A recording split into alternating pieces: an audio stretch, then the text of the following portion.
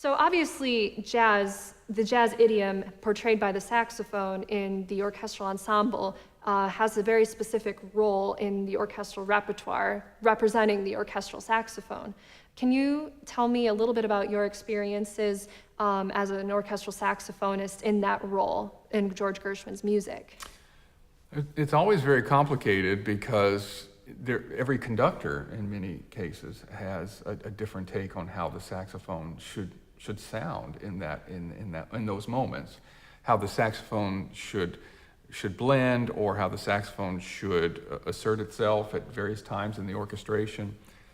When I think of my direct influences with Rhapsody in Blue and American in Paris, I've done them with many different conductors, and they always ask for something very special and unique from the saxophones, whether it's a sliding quality, maybe inserting or putting within the notation portamenti that aren't notated, or asking for more vibrato or less vibrato. Sometimes the addition of a faster vibrato might be referential to a period sound, because there was a point in time that the prevalence of vibrato in the sound wasn't thought of as a classical technique, but actually was thought of in saxophone as more of a jazz technique. And then I've worked with conductors that really see the saxophone as reinforcement of simply the string sonority. So get out of the way, play in tune, blend, and be there as a supporting color. I had the wonderful opportunity recently to do the Grofé Jazz Band version of Rhapsody in Blue with Jeffrey Cahen at Ravinia with the Chicago Symphony, and we were playing the extracted reed 2 parts for the saxophones. And in his case, he wanted the saxophones to have a pretty straight and clean woodwind doubling quality to the playing, in some ways being rather straightforward, maybe more vanilla, if you will. He wasn't really looking for us to make any kind of grand statement. But some conductors, I know Michael Tilson Thomas and his wonderful recording with the New World Symphony, he really pushes the saxophone sonority in his recording to the extreme. He wants the saxophones to almost be a defining sonority for Gershwin's sound world. Can you tell me a little bit about your experiences playing the orchestral arrangement of Rhapsody in Blue and An American in Paris? Because most musicians know that the saxophone is required for those pieces, but what most people don't know is that the most well-known and most performed versions of those pieces were arranged or revised by people other than Gershwin after his death. And these versions greatly alter the saxophone's original parts, either streamlining them to avoid doubling or even to make them optional in the case of Rhapsody in Blue. And having performed both of those versions, I was hoping you could tell us a little bit about your experiences playing those revised versions. Yeah, it's really interesting to see the history of how those pieces have been adapted to fit with either publishers' needs or essentially the growing economics of the orchestra. I have, for instance, played Rhapsody in Blue before, in which I was the only saxophonist they hired, because it was the version where all the saxophone parts were obligato in the first place. So they decided to hire one player as opposed to 3, just to certainly, pay homage to the saxophone's use in that. And I don't remember which version that is, but it's obviously like a revision of the adaptation of Grofé, and it's a further watered down, if you will, version in which in some cases the saxophone's not even necessary. And I have done that, and there was just something so hollow about that orchestration missing 2 other saxophone players. And certainly there's been this growing pop culture, for instance, the ghettoizing of the symphony orchestra into subscription concerts that are more masterwork series, and then you have the pop series, the symphonic pops, which for a long time was where Gershwin resided, and now Gershwin has been shifted into the more subscription series, the masterworks, if you will. I think we, as a culture, have decided most appropriately to adopt Gershwin as one of the great American masters, where at one point I think he was thought of as less serious than the great European masters. And So with all of those Pops concerts, the arrangements, I think, went from those original Paul Whiteman ideas of the ensemble and the early Grofé, and it moved away from needing the saxophone at all. Mm-hmm. So what's particularly exciting about these new, the revisions, I guess the unabridged versions that we are producing, is that it's putting the saxophone back in its rightful place. It's asking more of the players to, in essence, be more accountable to Gershwin's initial, original intent for the instrument. Mm-hmm. And I think as a result, we'll raise the bar on performance from the saxophone community. What will be really unique about these critical editions that reinstate the once streamlined saxophone parts is it kind of captures this 1920s soundscape that Gershwin was dealing with on a regular basis, and we'll see it nearly 100 years later.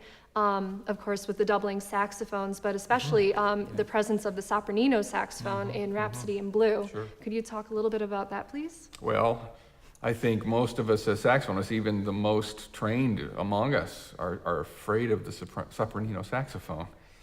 I would love to be a fly on the wall to go back and just really hear what that was like, and what were those initial experiences, and what was Gershwin hearing, what were other people's reaction to the sopranino. And I think given the sopranino today, when we look at, say, the most modern Selmer sopranino or some of the Yanni Gasava models, I mean, the instrument now is really a superior instrument, if you ask me, mostly due to the range, to the increased range of the instrument.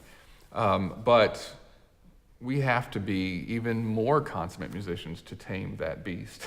The sopranino saxophone has a mind of its own. It really is a sliding pitch scale in some ways, you know. And to put that back in and make a case for it again, I think is exciting, because in some ways, at least our awareness, at least our attention to what that instrument can do has evolved in a way that could have put it back in its rightful place. To really hear it as Gershwin intended, it requires that we are very, very diligent, patient practicers. It really means that we are truly trying to combat and defeat the difficult scale of the instrument, because no matter what model you play, something from the turn of the 20th century or the most modern instrument now, professional model instrument now, there is really no better way to build the instrument than the way it is now. And the scale is going to be so out of tune in either way that we have to do all the work to correct for that.